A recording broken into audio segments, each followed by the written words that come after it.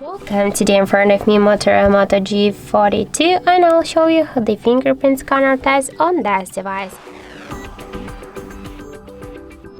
So I set up my fingerprint here to the scanner and the power key button, and now I'll try to unlock the device with my fingerprint, and we'll see how far this feature is and does it works.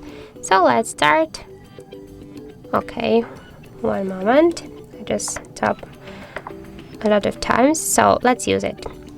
1, 2, 3, 4,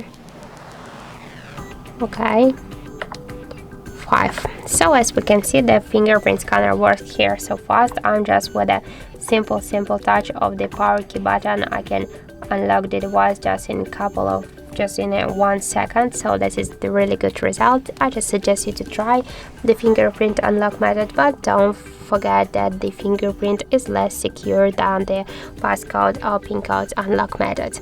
So that's it. Thank you for watching, and if you find this video helpful, don't forget to leave a like, comment and to subscribe our channel.